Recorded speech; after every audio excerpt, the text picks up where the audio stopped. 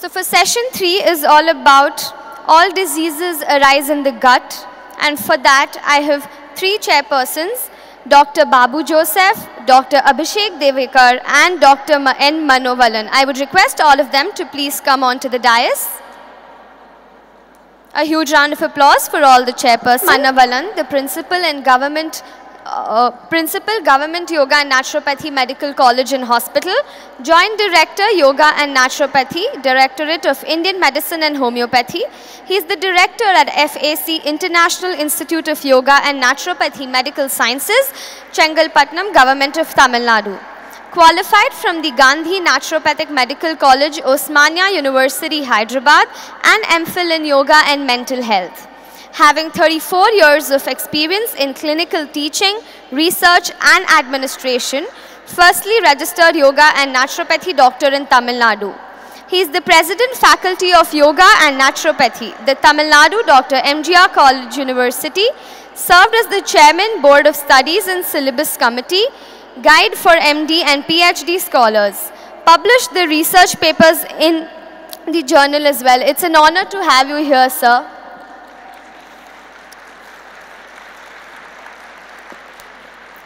Next, we have Dr. Babu Joseph, the Director of Netaji Yoga Naturopathy Hospital, Kakinad.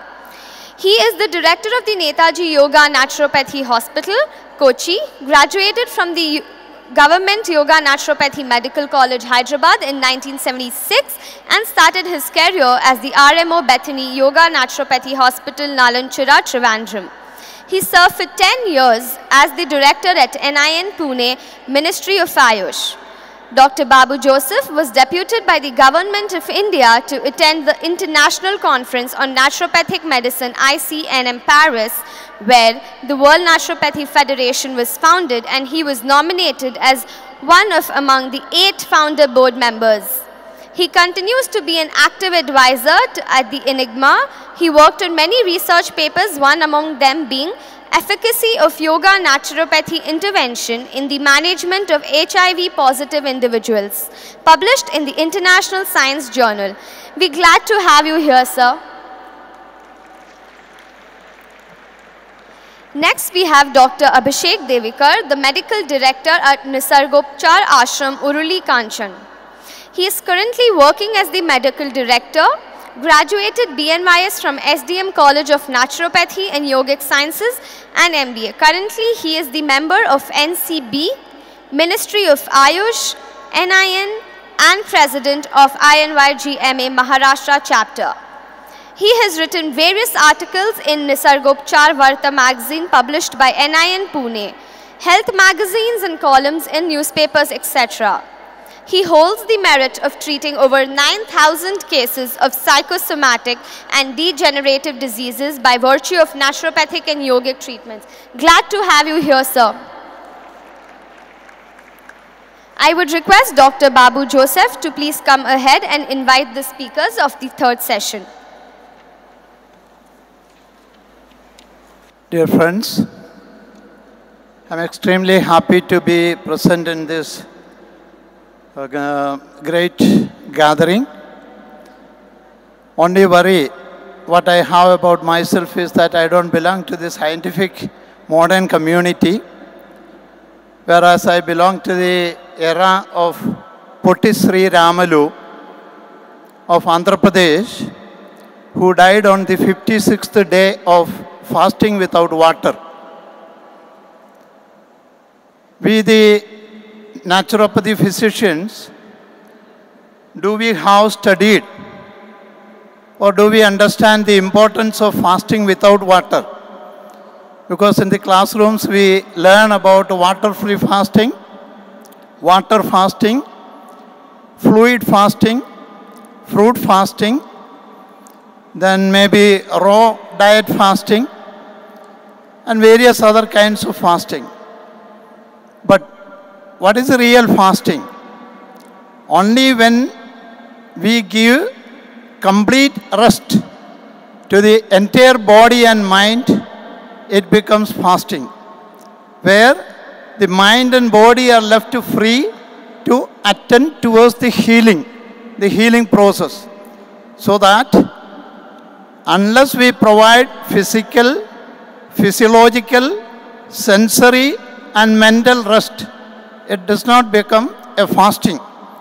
There is a common misunderstanding that leaving the food is fasting. No. So, today's subject is every disease begins from the gut. So, to understand the functions and the importance of healing, the importance of gut in healing should be well understood to how the real naturopathy or the true science of naturopathy being applied to the patients who approach us.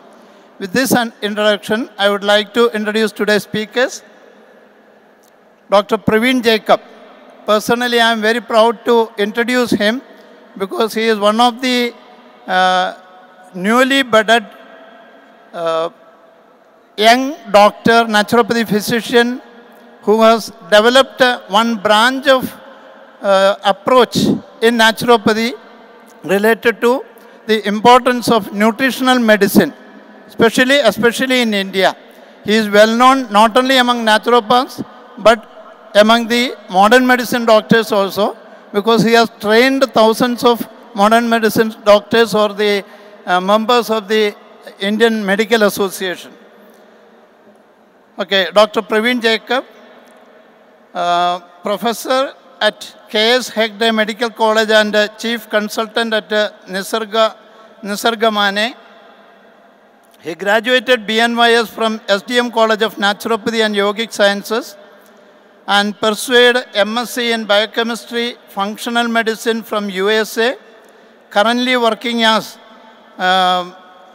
professor at K.S. Hegde Medical College and chief consultant at Nisarga Mane. In addition to being chief scientific advisor of, at Atmandan Wellness Center, he is also, that is in Pune, he is also CMO of Kaginele Integrated Medical Research Institute and CEO Alpha Natural Nutrition, a company which deals with gut wellness supplements. In attempt to share his knowledge, he conducted public health awareness workshops and seminars for Ministry of Ayush and Indian Medical Association and developed a unique protocol to reverse autoimmune disorders.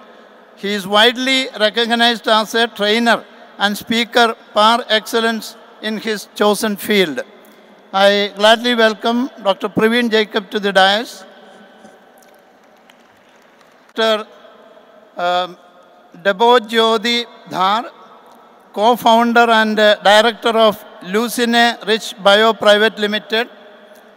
Dr. Debojyoti Dhar, PhD, is the co-founder and director of South Asia's first microbiome company, Lucine Rich Bio Private Limited.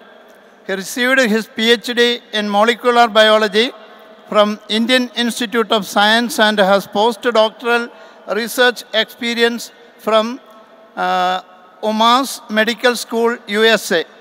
He has worked extensively on translational control of gene regulation during his PhD and postdoctoral research. He has over 15 years of experience in academic and industry research and development activities, especially in metabolic syndrome, type 2 diabetes, and gut health. Dr. Dhar has, to his credit, on various publications in top-tiered, peer-reviewed scientific journals and is an active reviewer of scientific papers in many journals. He has co-authored a book that is one microbiome meant for general reading apart from co-authoring other scientific books. Dr. Dhar has led Lucine Rich Bio win many national and international awards, including the prestigious National Startup Award 2021, constituted by the Government of India. I gladly welcome Dr. Debojyoti Dhar to the dais. Please come. Thank you. Thank you all.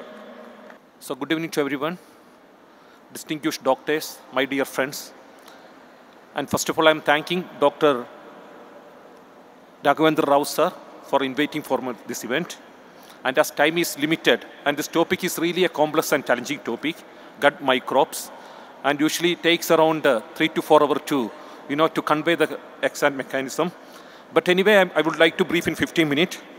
And human being, we are similar to a hybrid species, made up of 2 types of cells, human cells and bacterial cells. They are similar to our better half. Studies estimated that we are composed of 70 trillion cells. Of 70 trillion cells, 40 trillion cells are bacterial cells. And human cells are merely 30 million. That's what I told you. We are similar to better half. So understanding this better half definitely bring you peace in your life. And so even acknowledging this better half has implication to treat wide range of disorders, starting from psychiatric disorder to simple digestive disorder. Because we are running a naturopathy hospital, 150-bedded hospital, and 60 to 70% of our patients get remarkable improvement by manipulating gut bacteria. So, addition to that, as I pointed out to you, we are made up of 40 trillion bacterial cells. And additionally, human being possess about 20,000, 25,000 human genes, but we possess about 5 million bacterial genes. Just imagine, 1:10. The bacterial genes outnumber by 1:100. So we are more bacterial than human. And we can say literally, human being is the slaves of bacteria. Though they perform enormous jobs, the major task of gut microbes to regulate immunity. Second one, helps to digest foods. Third is to, brain hormones. For instance, 90% serotonin, the brain hormone, synthesized in gut, not in our brain. That's what always I say to my depressive patient. The Madhya Pradesh control Uttar Pradesh. Because 400 types of neurotransmitters has been identified, which is produced inside our gut. And you see, as far as the bacteria is concerned, the stomach holds very little amount of bacteria, maybe 1,000 bacteria in a ml of fluid. In intestine, 10,000 bacteria in a ml of fluid.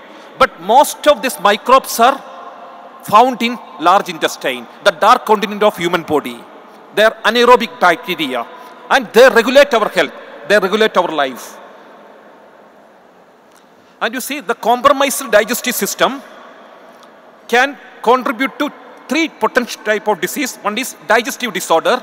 Second, autoimmune disorder. And third is psychiatric disorder. The autoimmune disorder, for instance, the elevated antibodies, rheumatoid arthritis. It is very known fact that a bacteria in colon produces a toxin called as P. copri and leads to rheumatoid arthritis. The ankylosing spondylitis patient, scientists found abundance of a bacteria called as Klebsiella. So around 50 to 60% of autoimmune disorder, rheumatoid arthritis, ankylosing spondylitis, SLE, systemic lupus erythematosus, they all stems from large intestine. When you have bacterial dysbiosis, the immune system tries to control the abnormal bacteria for which they produce antibody, and coincidentally they accumulate in joints and leads to the manifestation of autoimmune disorder. So let me come to the digestive disorder related to gut bacterial dysbiosis. The stomach related,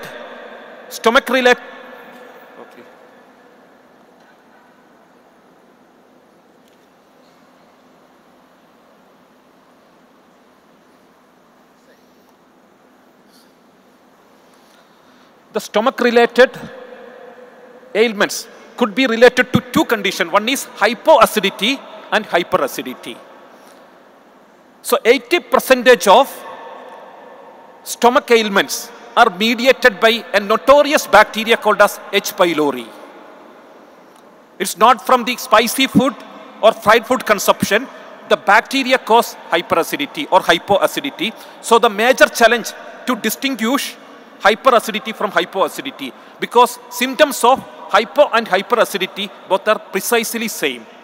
So in my clinical practice, because we have 250 outpatient every day, and of 250, most of them are gastric issues patients. So first test, I will ask my patients to take 1 teaspoon of apple cider vinegar, mix in water, take just before food. If patient feel comfortable, that is hypoacidity, it is not the hyperacidity. If the patient get irritated after the vinegar, consumption of vinegar, it is hyperacidity. So the major challenge, 40% of patients are suffering from hyperacidity. The major contributing factor here is proton pump inhibitor. So the stomach-related issues are mediated by hyper or hyperacidity. The underlying cause is H. pylori bacteria. When it comes to intestine, the most of intestinal dysbiosis or GI tract dysbiosis are manifestation of 2 characteristics. One is decreased peristaltic movement or hyperperistaltic movement. When the peristaltic movement is impaired, food stays longer in intestine, leads to constipation. When the peristaltic movement is hyper, food passes faster and leads to diarrhea. So why this, so the do you know one fact?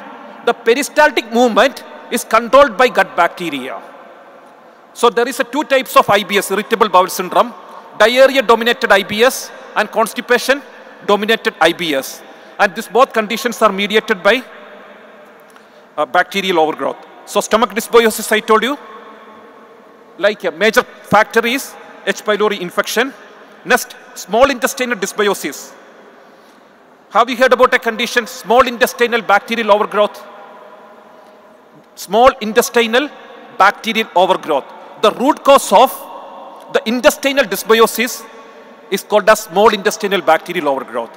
I pointed out earlier, intestine hold only 10,000 bacteria in a per ml of fluid, and they are aerobic bacteria.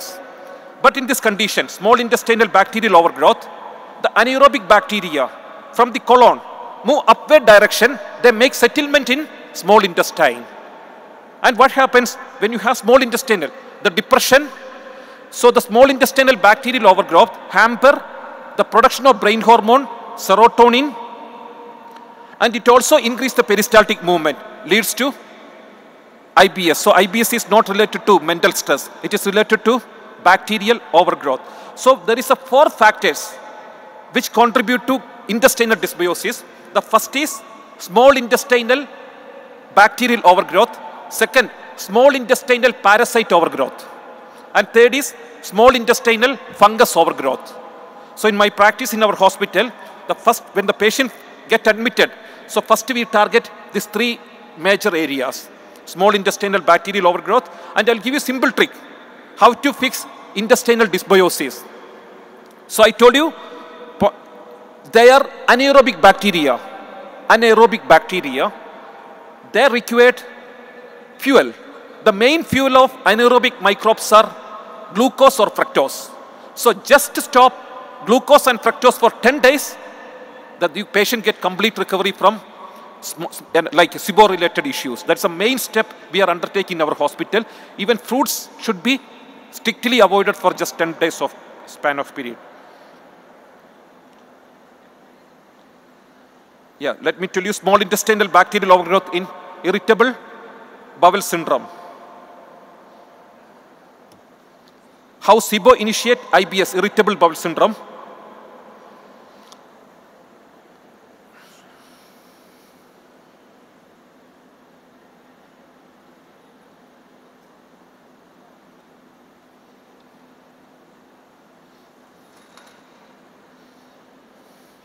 Yeah. So this is the major factor behind IBS, small intestinal bacterial overgrowth leads to IBS. The mechanism, in fact, small intestinal bacterial overgrowth in irritable bowel syndrome. How the SIBO initiate IBS? In fact, as I told you, the serotonin, 90% of serotonin is manufactured in intestinal tract, GI tract. 90% of serotonin. And the serotonin has 2 missions. The primary mission of serotonin is to regulate peristaltic movement. After initiating peristaltic movement, the serotonin is taken to brain where it serves as a brain hormone. So two purposes for serotonin. The primary purpose is initiation of peristaltic movement. The small intestinal bacterial overgrowth prevent reuptake of the serotonin to brain. Serotonin start accumulating in the GI tract. So excess peristaltic movement leads to bloating, gas and diarrhea dominated IBS. So it is one of the most underdiagnosed cases like hypoacidity and hyperacidity. Even sometimes some patient, my practice, they have same diarrhea dominated IBS, but it could be related to hypoacidity. Just by supplementing vinegar, the patient get complete recovery. So even IBS, can lead to depression as well.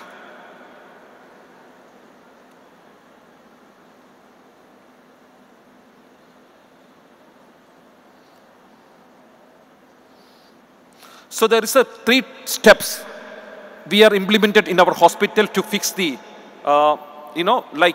intestinal dysbiosis. First is herbal medications. Second, dietary supply, like probiotics. Are you aware about probiotics? Probiotics are healthy strains of bacteria. And third is diet. Let me talk about diet. Diet is grain-free, fruit-free diet. So for example, steamed vegetable, soup and buttermilk. Buttermilk is a good source of probiotic. This is a diet I prescribe for my patient for 15 days, about 2 weeks of period. Buttermilk, steamed vegetable, like grated coconut and soup, little butter can be added to. This is a diet for 10 to 15 days. Fruits and starch should be completely avoided for 2 weeks. Second, probiotics. Probiotics, I recommend my patient a simple probiotic, aloe vera probiotic. Aloe vera, half kg aloe vera, half kg half kg jaggery. Keep it for 1 week. Let it ferment. It's going to be, turns out to be billions of, and I recommend 3 tablespoons of natural probiotic per day. And third is herbs. Herbs like, like lycorice, berberis, daru haridra, turmeric, triphala, which all has antibacterial potential. So this is a 3 steps, triple therapy I recommend to my patient to fix the intestinal dysbiosis and particularly small intestinal bacterial overgrowth. 50 minutes.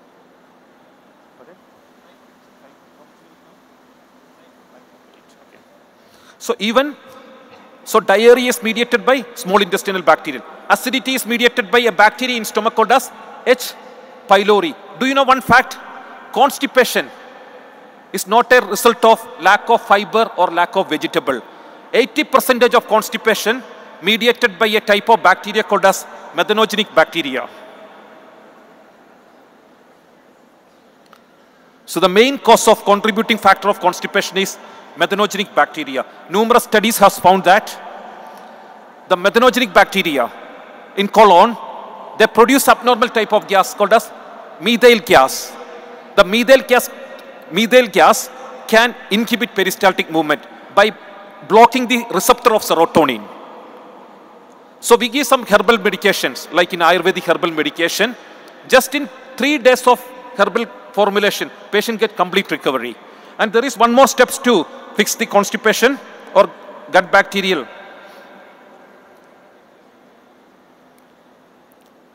The methanogens, methane and gastrointestinal motility. The methane and constipation predominate irritable bowel syndrome, emerging neurogastroenterology. So dear friends, so this bacteria cause constipation, constipation dominated IBS, methanogenic bacteria. So the gastritis, a bacteria, H. pylori. Diarrhea dominated IBS, a bacteria, small intestinal bacterial overgrowth. The constipation mediated by a bacteria called as methanogenic bacteria in colon. So how to fix the constipation? So this is the steps I am undertaking in our hospital. There is 2 types of fiber, soluble fiber and insoluble fiber.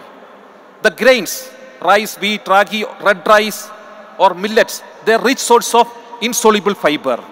They are not beneficial. They are similar like a plastic pieces. You keep in your mouth, they incorporate to stool and evacuate from your body. They don't have any physiological action, any benefit. But there is one more type of fiber called as soluble fiber. Unlike insoluble fiber, the soluble fiber, after reaching to colon, they convert to a fatty acid called as second step, short chain fatty acids. Soluble fiber convert into short chain fatty acid. Do you know what mechanism? The pickle. Okay. Pickle. You take two jar A, jar B. Keep water, first jar, water and vegetables. Second jar, water, vegetable and vinegar. You can observe, after 1 week, water with the vegetable got rotten. But when you added vinegar, what happened? The vegetable got preserved. So in low pH, good bacteria can survive.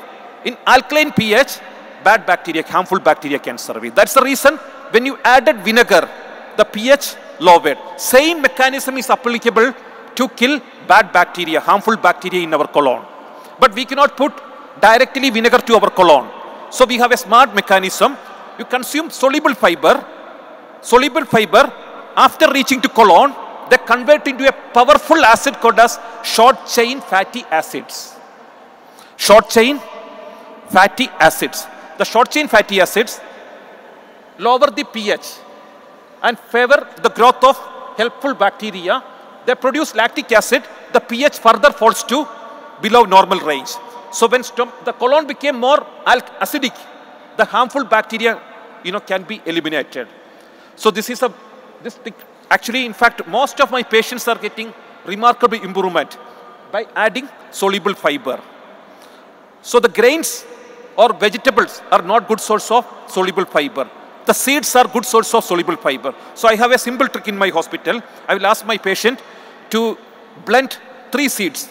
Flaxseed, which has highest soluble fiber. Second, fenugreek. Third is till. And even sabja seeds. These all are good source of soluble fiber. Passion fruit peel. So they have to mix 100 gram of each seeds, blend it, powder, and consume 50 gram every day. And 50 gram of this blend, this powder, contain about 15 gram of soluble fiber, which cannot enter into stool, incorporate into stool. They convert into short chain fatty acids. And just you can refer some studies. There are 50,000 studies available about benefit of short chain fatty acids. So this is the most underestimated fatty acids. So it's not the probiotic which fix your gut dysbiosis. So prebiotics. Prebiotics are nothing but the feeds of gut bacteria. Gut bacteria cannot, whenever we consume dosha or rice, our better half is starving. Better half cannot utilize starch. It cannot utilize your meat. The better half requires special food. That is a prebiotic fiber. So modern diet, in fact, our gut became more westernized today. Our bacteria also getting westernized. So better half is slowly started divorcing, which manifesting as autoimmune disorder to depression. So always keep in the mind that you are not alone in this planet. You have a trustworthy better half. Trustworthy better half. Whenever you enjoy your food, keep in mind that you have to, feed your better half as well. Thank you very much.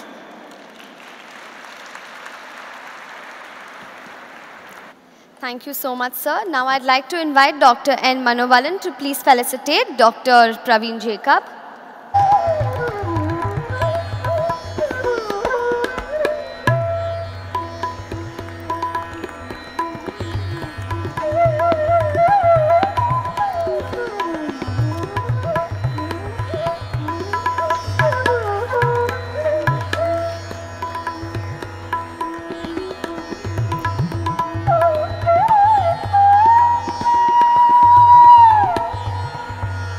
Thank you so much. So since morning we have been seeing people talking about good, bad and the ugly microbiome. Here I am. I'm going to take you through the next generation technology that can profile such microorganisms. But before we do that, it's imperative to understand what microbiome is and what it does to our body. Professor Jacob has already taken you through a lot of the stuff that is prevalent in this domain, which is disbalance between the organisms.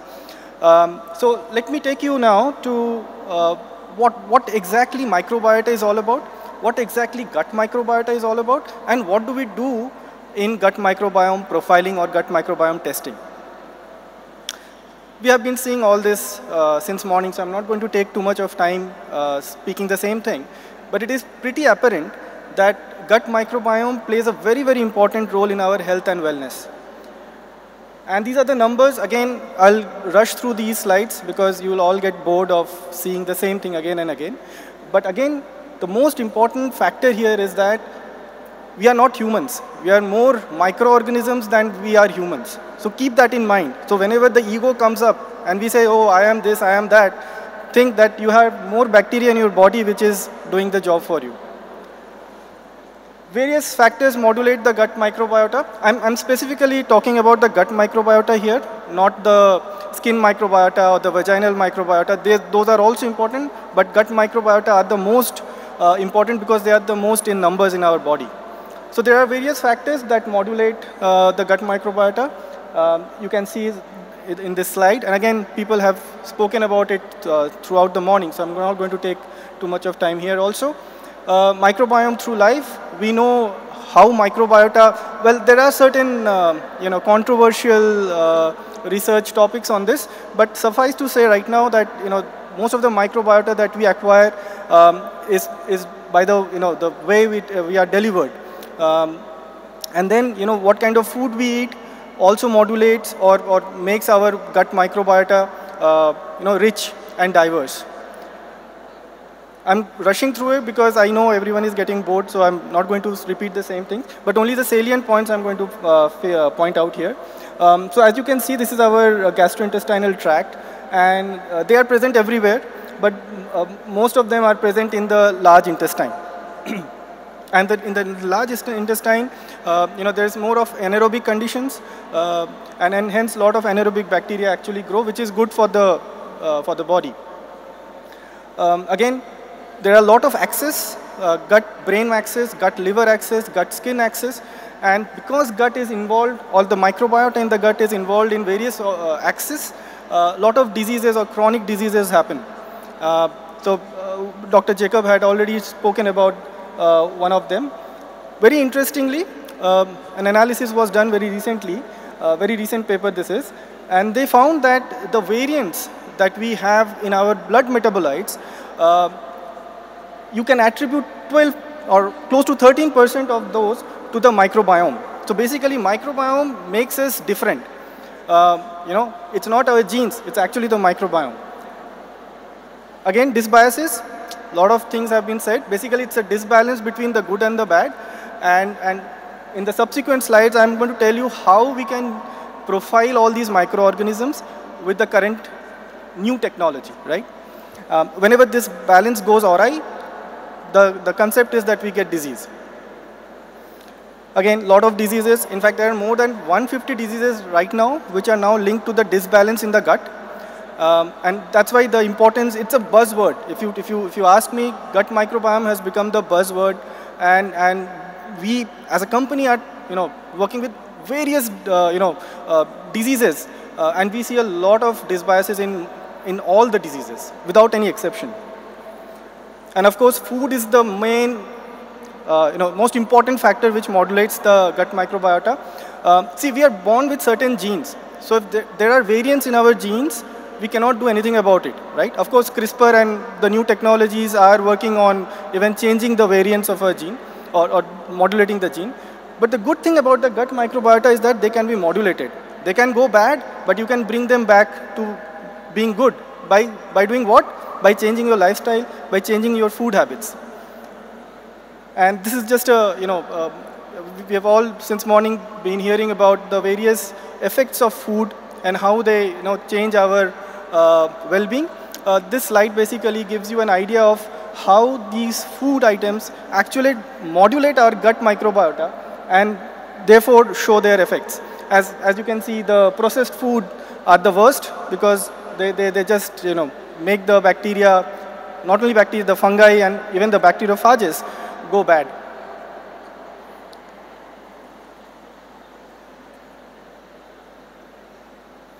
Right. So this is again based on a very recent paper. This is basically to show how a nutrient in a food and gut microbiota, they are interlinked. So you can see that coffee intake increases hippuric acid, and hippuric acid actually increases M. smithii, which is a methanobacter. Similarly, in the second slide, in the second part of that slide, you can see that urolithin B is influenced by Ruminococcus species. So it's a bidirectional kind of association. Now let's come back to the main thing that I'm going to talk about, which is the gut microbiota profiling or gut microbiota testing. Now, the traditional testing of gut microbiota is through assays or assays in the lab, where you need to culture the microorganisms. And as you know, not all microorganisms grow in lab conditions. Now here, where the next generation sequencing has come into the picture. So what are the advantages? One, it's non-invasive. So basically, you have to take basically stool. It profiles microorganisms from the stool. No culture is needed. It provides information about thousands of species. So in the lab conditions, you can probably grow only 10, 20, or 30 bacteria or fungi. But here you can look at thousands of microorganisms at the same time. And based on that, you can give a lot of actionable information, like personalized food recommendation and so on and so forth. So I'm going to give you a glimpse of how these kind of reports look like. So the crux of microbiota profiling or microbiota testing is basically DNA or RNA, which is the genetic material. So what we do is we extract DNA from the stool and then sequence it. So once you sequence it, whatever microorganisms were present can be detected. And here also there are two versions or two variants. One is called 16S rRNA sequencing. The other one is called whole genome shotgun metagenomic sequencing. In 16S rRNA sequencing, you can only profile bacteria. You cannot profile any other microorganisms. Whereas in the other one, which is the shotgun metagenomics, you can profile all microorganisms. And what does this help us to do? This. So if you can look at this particular figure, you will see that this is a recent paper again. They had done a meta-analysis of some of the diseases which are mentioned on the right side. And they looked at the phyla level information of the bacteria only. So they are not looked at the fungi and the bacteriophages. And you can see there is a lot of difference between what we call as healthy versus the various diseases. Again, these are some parameters that are looked into, which are called diversity matrices of microorganisms. So as you can see, again, between the healthy and the non-healthy, there are differences between the diversity. And it is generally accepted that more the diverse your microorganism, better it is. Not always true, but most of the times. So this brings me to what we do. So we have developed South Asia's first gut microbiome test called BugSpeaks. And we were awarded by Government of India last year for doing this. We are South Asia's first company doing this. So what we do, basically we take the stool, we extract the DNA sequence, and then we try to give some actionable information to the end user. So I'll not go into the details of how it is done because it is quite technical. But suffice to say that a lot of algorithms have been developed. A lot of background information goes into making this particular report. This is not as simple as a blood test report. So a lot of high-end coding and biology goes into it. So basically we send the kit. The kit has a tube where you can provide the sample. The sample is collected by us. And then in the report, this is what you see. We have developed a score called Rich Index, which basically gives a snapshot of your intestinal health based on the gut microbiota profile. Again, I'm rushing through these slides because I know the time is short. But apart from that, there are other things that we try to give. For example, the diversity of the microorganisms, probiotic characterization. So what are the probiotics that are present in the gut of that individual? Pathogen characterization, the different level of pathogen, antibiotic recovery potential, vitamin production, SCFA, as Dr. Jacob had told about short chain fatty acid. What is the potential of production of SCFAs in the gut based on the gut microbiota profile? So this is how the report goes. You can look at some of the aspects. Foundation microbiota, for any ecosystem to survive, there are fundamental species. Those are called foundation species or foundation microbiota. And then probiotic characterization, pathogen characterization mentioned. And the most important part is the personalized food recommendation. This is based on the person's gut microbiota. We are not looking at the person's disease per se, but only the gut microbiota. So if we say that there are certain microorganisms that have gone up, that should not be up, then the food is what we are trying to recommend. And this is quite exhaustive. So this is just a snapshot. And then there are, of course, supplements. When I say supplements, I mean probiotics and prebiotics that we see are missing in the gut of that individual. And then we have come up with something called as disease susceptibility score, where we try to give various diseases that the person might be susceptible to based on the gut microbiota profile. And so a lot of opportunities of these kind of tests right now, because it's a new age kind of test. You can take any of the medical faculties, starting from gastrointestinal disease to cancer to chronic diseases like diabetes and hypertension.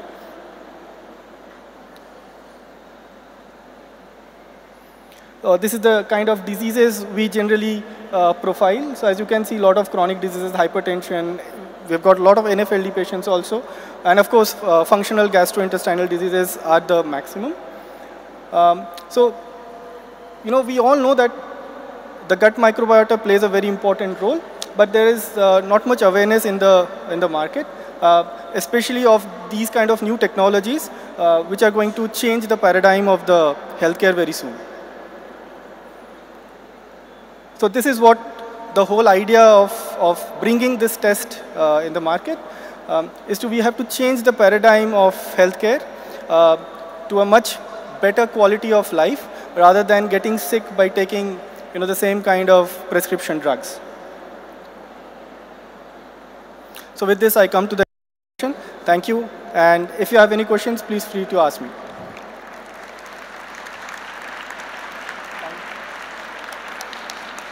Sorry, I had to rush through some of the slides because of the want of time. Sir, now I'd like to invite Dr. Abhishek Devekar to please felicitate Dr. Debijyoti Dhar.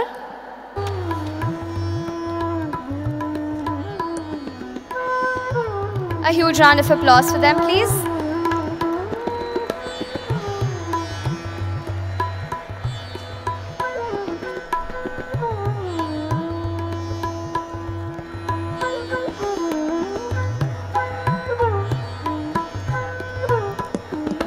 Thank you to all the speakers and chairperson. Next, I would like to call upon Dr. Sridhar Pulipati to please come and felicitate Dr. Babu Joseph.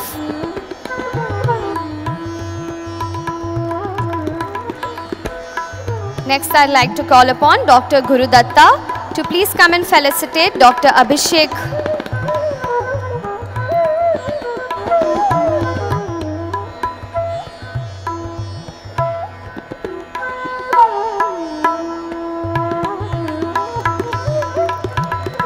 Next, I'd like to call upon Dr. Babina Nandakumar to please come and felicitate Dr. N. Manovalan.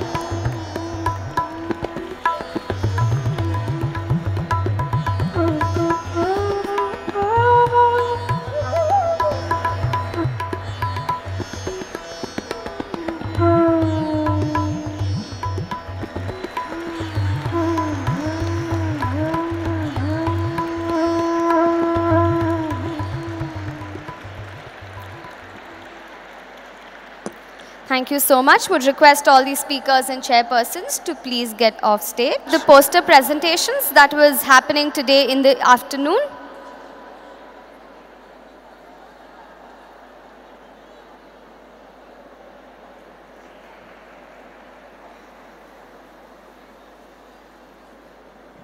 Would request Dr. Raghavendra Rao, the director of CCRYN, to please come on to the dais for the felicitation of the winners. This goes to M. Perarasu Kannan, title Yoga. Would request to please come on to the stage.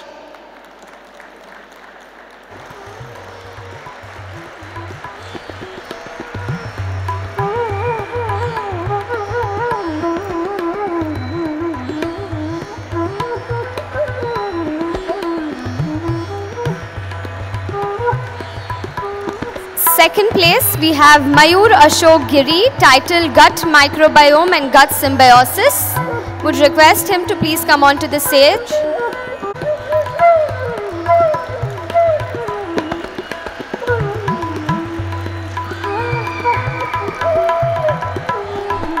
And on finally the first place, we have Dr. M.R. Monikasun Erding. Its bioelectrical and physiological processes been awarded with a cash prize of 15,000 rupees.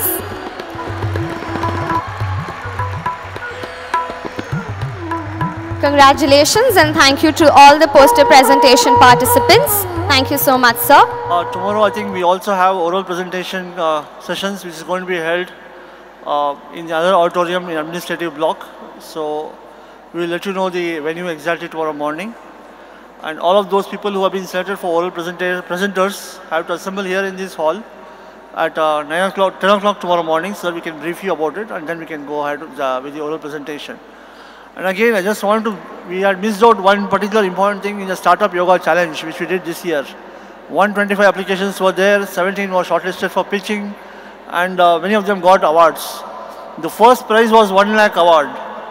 Second prize was 50,000 rupees and third prize was about 25,000 rupees. So I wish we're going to have a similar kind of award next year also for both yoga as well as for naturopathy also. And we want all of you in the colleges, all the students also to participate in this. Thank you all once again. Thank you so much. So finally, we'll come on to our panel discussion, the last session for today. For that, I would like to invite Dr. Kavita V, Dr. B. Rajesh Srinivas and Dr. S.N. Murthy onto the dais. I repeat, Dr. Kavita V, Dr. B. Rajesh Srinivas and Dr. S.N. Murthy onto the dais. Have the privilege of seeing generations of yoga and naturopathy physicians. The medical director of the renowned Bay Park Pema Wellness Resort, Vishakhapatnam. Graduated from the Osmania University in the year 1962. Passed his ND 3-year diploma from the Prakritik Chikitsa Vidyapeeth, Amarpeeth, Hyderabad in the year 1964. From 1971 to 1979, he also served as the Vice Principal of the Gandhi Naturopathic Medical College, a project consultant at the Taj Group of Hotels, Mumbai. He introduced the Kellogg's technique of hydrotherapy first time in India at Jindal Nature Cure Institute.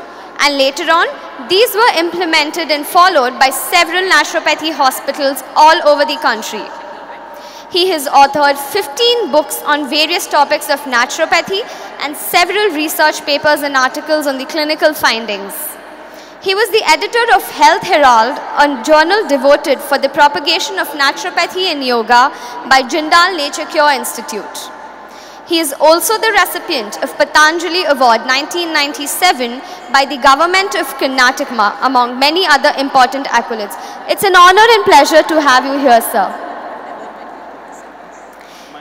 Dr. B. Rajesh Srinivasan is from the first batch of BNY's graduates in India.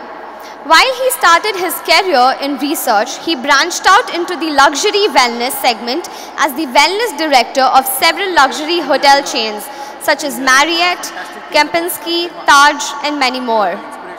He has run wellness companies with international presence as the CEO.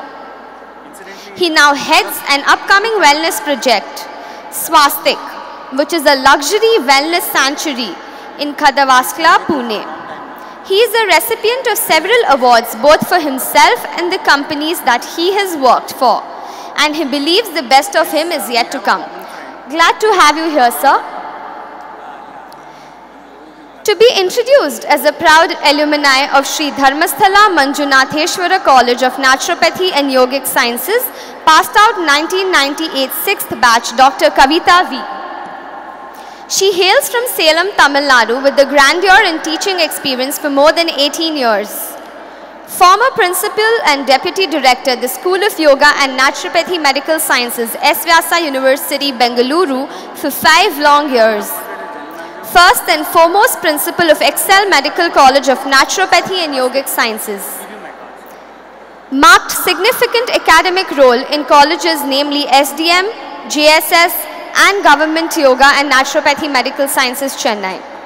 Currently working as an Assistant Medical Officer or Lecturer in International Institute of Naturopathy and Medical Sciences, a newly established venture at Chengalpet by State Government of Tamil Nadu. Glad to have you here, ma'am. I would request Dr. B. Rajesh Srinivasan to please introduce the speakers of the panelists. It's about 5:30 in the evening. I hope everybody's spirits are high. We're going to have a wonderful discussion now. It's not a talk, so please keep your eyes and ears open, and we are all available after this, so feel free to shoot questions. What I did see is that the students at the back, as usual, are quite activated, are quite animated about the whole program. Thank you for your participation. So I'd here like to, it's actually my honor and privilege to introduce to you Dr. Narendra Shetty. He's a Chief Wellness Officer of Shemavana. Dr. Shetty is currently working as a Chief Wellness Officer and has graduated BNYs from Mangalore University in 1996 from the second batch and pursued postgraduate diploma in General Aesthetics from Ciresco, Switzerland, and diploma in Science of Chakra Energy Therapy from Anna's International Babcock University in UK. Additional to being a well-refined personality with a fantastic professional history, he has got, over the period of time, he's developed not only management abilities but also academic abilities. He's a lifestyle health management expert with 25 years of experience in promoting wellness as a preventive healthcare measure. Can you all please give a round of applause to Dr. Shetty? It is again my honor to introduce Dr. Manoj Kuteri. Anybody who's in the wellness space in India would have heard about him. He is currently serving as the Director and Chief Healing Officer at Atmantan Wellness Center, Pune. I'd like to draw your attention to his designation, which is Chief Healing Officer. He graduated from and pursued MBA in Business Administration from Pondicherry University with overall experience of more than 25 years in the wellness industry. He also serves as Board of Director for Caribbean Spa and Wellness Association in standardizing quality of spa and wellness modalities across 15 CARICOM countries. As a public speaker, he has conducted lectures and workshops in health-related topics, both nationally and internationally. He is a regular columnist for leading media such as Times of India, India Today, Vogue, Deccan Herald, Business World, and many, many more. A round of applause for Dr. Kuteri, please. Next, it's my honor to invite Dr. Abhishek Jain. He's a business advisor in significant geographies in domain with 2 decades of rich and diverse experience in integrated healthcare and luxury hospitality. His academic credentials include bachelor's degree in holistic medicine from Rajiv Gandhi University of Health Sciences, master's in hospital and health systems management from BITS Pilani, and certificates in strategic management and general management from Cornell University and Indian Institute of Management, Ahmedabad.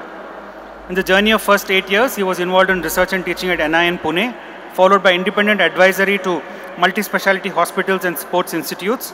Following 7 years, his particular interest was to explore and involve himself as health management professional.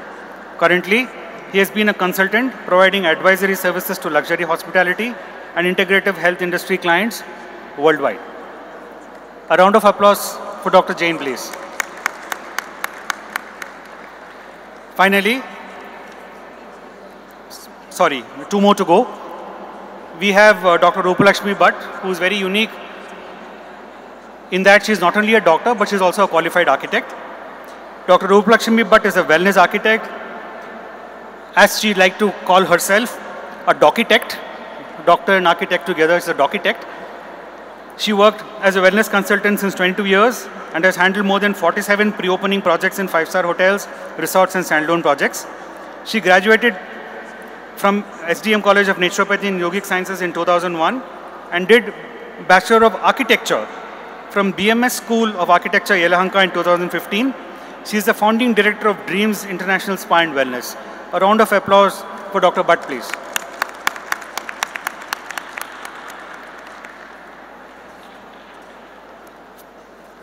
And finally, Dr. Mitesh Bantia, graduated from SDM College in 1999 and worked as a CMO at Sri Guru Ganesh Nature Cure Sanatorium, Chennai. He also worked as a spa manager at the spa at Laverick Bay, British Virgin Islands, and he operated 2 spas in British Virgin Islands and 3 in Hawaii. He is among the first people who actually showed to the BNY's fraternity, to the naturopath fraternity, that you could get into the wellness space in the US and in British Virgin Islands. He showed a direction which many others followed after him.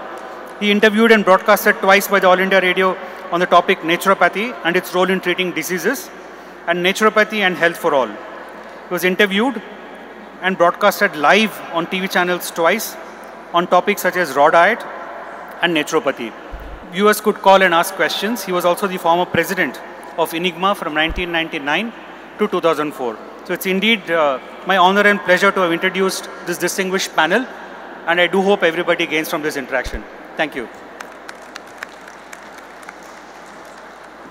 The first question, I think the mic is a little too loud. Can you turn it down, please? The first question I'd like to address to Dr. Murthy. He has been a pioneer in naturopathy and yoga. All of us know, his contribution in Jindal. And apart from that, he's also gone on to one of the most well-known celebrity wellness destinations in India at Pema. So, sir, the question to you is, would like to understand from you how naturopathy and yoga has evolved in the wellness space over the last few decades.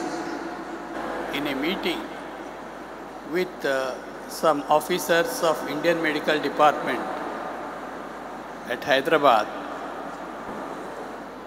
I was speaking about the importance of nature cure as a preventive medicine. And I told in my speech that nature cure should be given first chance to treat the patients so that there is no induction of various types of toxic medicines. And if they don't work, if they are delaying, if they have crisis, and if they need any allopathic assistance, this could be introduced as a complementary medicine. Then one of the senior most secretaries of the department, who is chairing that session, is told what is the use, what is the contribution of nature cure for the improving the economy of the country. You people make everybody healthy and there is no transaction. There is no transaction of purchasing medicines, no commercial transaction. Hospitals will get closed, all the doctors will become jobless. Then how things are going to happen? And now, suppose we are supporting allopathy, there are so much money transaction, so many hospitals are feeding patients as well as doctors, medical staff, and all these people are employed, getting the employment, and departments are purchasing medicines from the pharmaceutical companies. Thus, pharmaceutical industry is growing, and when the medicines are sold in the market, the pharmaceutical companies are going to pay taxes to the government, and also while purchasing that, government is going to get commissions, and doctors are also getting commissions, and also at the same time laboratories also getting the commission. So all these things are lost if nature cure is being adopted as the national system of medicine. So this particular point, just like the most economically worst practice is nature cure.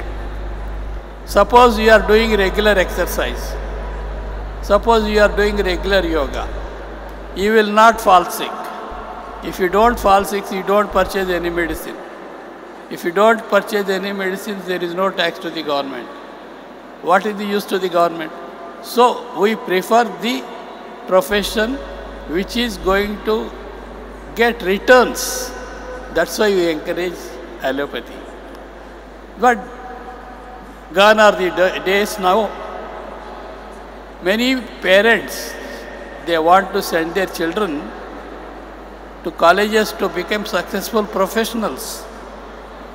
जैसा कि वो गाना है, क्या बनेगा मेरा बेटा, क्या करेगा प्रोफेशन, ऐसे ही this happens. You know, every father wants his children to grow up and professionally successful, and they should earn more money for the family and himself as well. So this is ambition of every family person. But nature cure, in my time when I went to naturopathy, hardly there is no income. We are just, nature cure means Gandhian system of medicine. It is only charity. No patient will come and give a single rupee to the doctor. But the trend was changed. The trend was changed by Dr. B. Venkat Rao by changing nature cure profession from ashrama type of practice to hospital type of practice. Though he charged in those days a small amount for treating the patients, but he charged, though he is giving some free beds to the poor patients, and most of the people, they were paying and getting the services. Later on, this became a practice all over the country. Many small hospitals he himself started, and many of his students started, and the practice slowly started spreading. This is what has happened, and slowly, the industry has gone.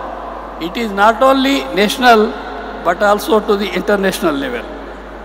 So now, as times change, the stress and the pressure of the work increased. Earlier, people used to stay in a nature cure center, for example, Hyderabad Nature Cure Hospital, 3 months for treatment. Now if I ask any patient to come and take 15 days treatment, there is no time for him. He wants to get quick treatment, quick, within 1 week, within 5 days, within 3 days. This is the condition. So slowly, with the improvement of technology and after fine-tuning our master therapeutic subject, hydrotherapy, we brought down the treatment period for most of the conditions to 1 week to 10 days. We could detoxify the people within 1 week and show the results within 1 week. And most of the wellness industry started basing on, as the fashion industry grows side by side, as beauty industry side by side increased, as the pressure of the work and stress in the life increased, people wanted to have a quick relief, and many people started gymnasiums, nature cure centers, massage centers. All these centers started, and spa industry started growing by the side. But there is one danger with spa centers. These spa managers or spa operators, they are not professionally qualified people. They cannot diagnose, and it is only just to improve the condition and just for the sake of beautification, the spa industry is being used. But as naturopaths came into picture and then started taking over spa industry, and this color of the spa industry is rupees. This is one latest advantage what we are seeing. So pep up lady doctors and use yourself in a good position and catch hold of good positions in your careers. So where boys is also concerned, most of the boys who passed from the prestigious institutions are also getting good jobs, and this industry is growing gradually. Be encouraged and take up the job seriously and do research and tune your technologies and see that every patient, whoever comes to you, to get cured. In my institution, I will ask my doctors to see that each and every patient who comes to you should show improvement within 3 days. Within 3 days, if he is not showing improvement, your line of treatment and thinking and planning is wrong. You have to refresh it. So be careful and read well. improve your technologies and fine-tune them. Thank you very much. Dr. Mitesh, since he's operated spas and wellness centers in the British Virgin Islands and Hawaii, I'd like to ask him the relevance and how the Indian education, the education he's received here in India, has helped him in his journey overseas. And for all the students out here, please understand that naturopathy and yoga is one such field where there are absolutely no limitations. There are so many career paths available. And even the panel here, is an example of that. So Dr. Mitesh, can you please tell us how naturopathy and yoga education helped you in your, business of running wellness centers in British Virgin Islands and Hawaii? Thank you, Dr. Qualified for spa industry, and so it was a cakewalk for me. It was very easy just because of my qualification and background. I bagged job easily. I got entry into resorts, very high-end resorts, very easily, and so that has been a cakewalk. That said, I just wanted to add something here, share something here. It is undisputed that India as a country is the spiritual capital of the world. And this topic today we have here for the panel discussion is the role of yoga and naturopathy in wellness tourism. I believe very strongly that we stand a very good chance in being the wellness capital of the world. We have it in us, and the biggest share will be for the yoga and naturopathy graduates to make this happen. Ideally, the government policies, if they align with the same thought, and all the colleges and administrators, if everybody comes together on this, it'll be easy, but I'm willing to walk alone in the sense, even if the government has a different idea, we as yoga and naturopathy graduates can make this idea happen of making India the wellness capital of the world. Well said, Doctor. Thank you so much. The next question is directed to Dr. Shetty. He has just started a wonderful wellness center right on the outskirts of Bangalore city. It's called Shemavana, set up by the illustrious SDM Institute, group of institutes, the Sri Dharmasala Manjunatheshwara Trust. Now what I would like to ask him is, what did he see as the impact of COVID on the spa and wellness industry? And what has he seen now in the domestic tourism sector with respect to spa, tourism, domestic tourism basically? Thank you. Thank you, Dr. Rajesh. I think what we have seen today is in the society, inclination towards wellness is much more compared to the pre-COVID. Post-COVID, we see that a lot of complications, people are coming with a lot of comorbidity, has gone through a difficult scenarios right now. While society is also suffering, at the same time, the different platforms in the social media or in the print media has started educating the individuals more on preventive healthcare measures. And today our customers are more inclined to follow the naturopathy and yoga. Majority of us go through we call it as every product has its own life cycle. Being the graduates, we all learn naturopathy and yoga, different clinical practices. I think the most important things the today generation has to build in is a business acumen. When we looked at Kshemavana as a product, we did not start just replicating the Kshemavana in similar lines of the rest of the products available in the market. We also did a small market research. We also looking at who are our customers, who are our target audience, what are their expectations, and how do we going to reach out to those expectations over a period of time.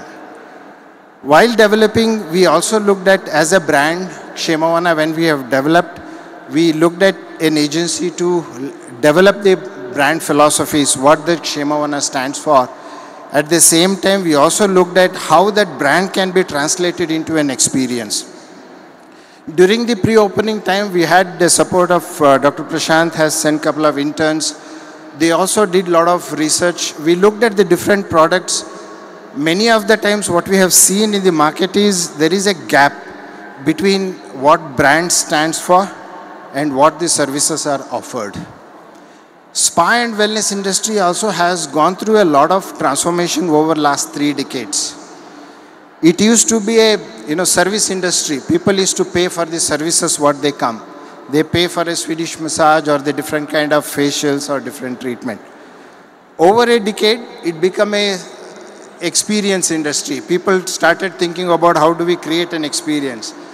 Kind of a linen, kind of the paintings, the flower decorations, the ambience, the music, smell also played a very, very important role. Today, market is again saturated. Today, we call it as a more of an transformation industry. We see people are paying you not for the experience, for the benefit they carry home. So that is where we see naturopathy and yoga plays a right market fit within the wellness industry, where we can see that we can able to reach out to the expectation of our customers and also address the root cause of what society is going through. Thank you, Dr. Shetty. That was helpful. The next question is to Dr. Manoj Kuteri. We all have seen a lot of marketing happening on TV and in various media about how Kerala is God's own country and the focus on, linking Ayurveda and Kerala. In fact, so much so it became so popular worldwide that not only Kerala but even all of India became recognized as a center for Ayurveda and epigenetics, and basically personalized medicine, which is what Ayurveda is all about, based on the doshas. However, Jindal was also well known.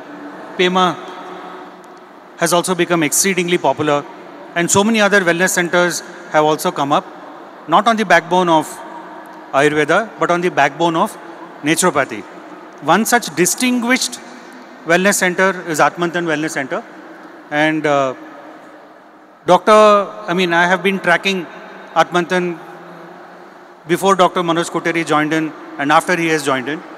And the big difference I see is this razor-like focus on naturopathy and yoga as a healing pillar. And he has established it as a well-known naturopathic and yoga wellness center all across the country and internationally as well. So I would like to ask Dr. Manoj Kuteri on how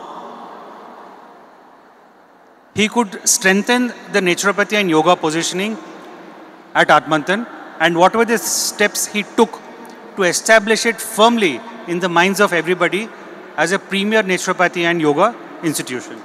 Over to you, Doctor. Thank you, Dr. Rajesh. Before I even answer to this question, the inspiration for a yoga and naturopathy physician to come to the field of spa wellness was initiated by Dr. Rajesh. I think he was the pioneer to introduce yoga naturopathy physicians into the field of spa and wellness, which was a huge domain.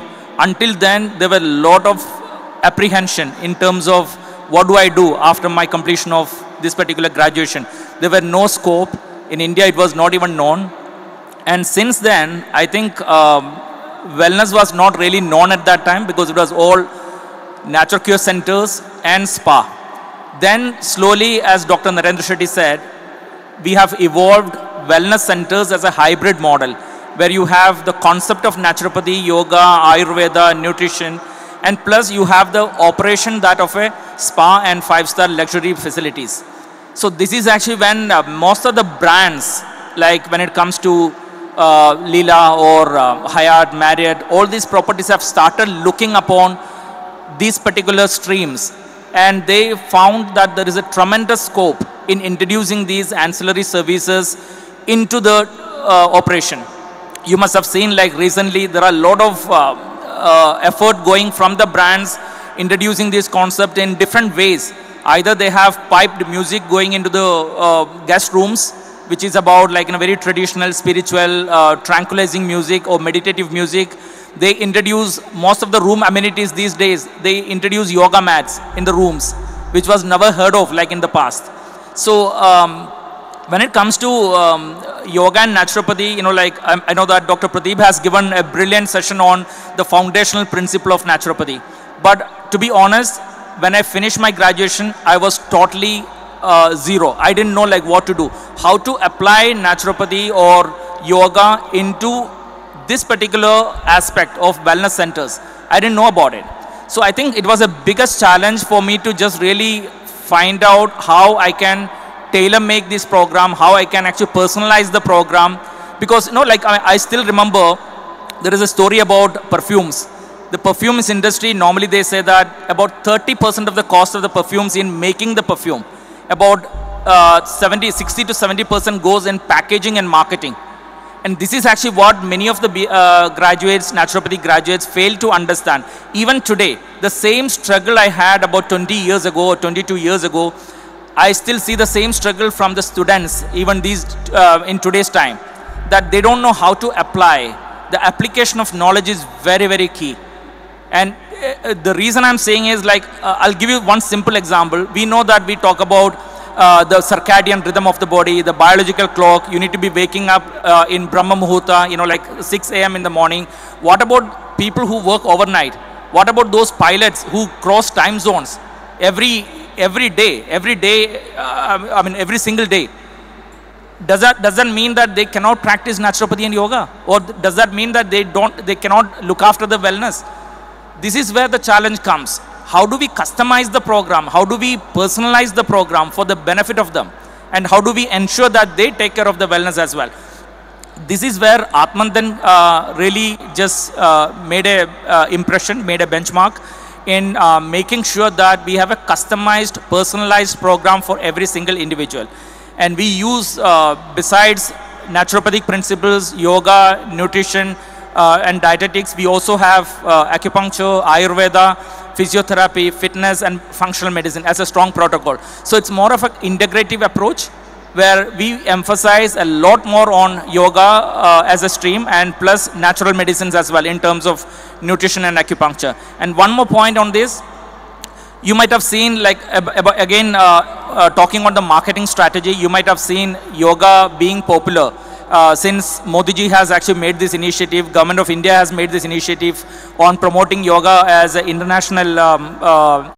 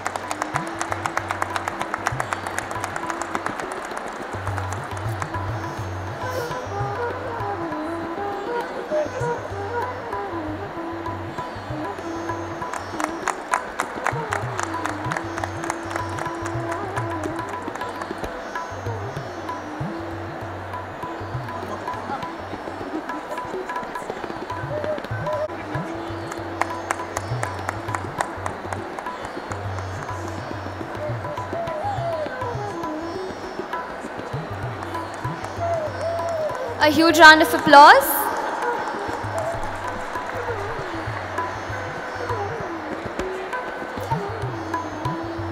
Thank you so much to all the panel discussion team today. Would request all of them to please get off stage.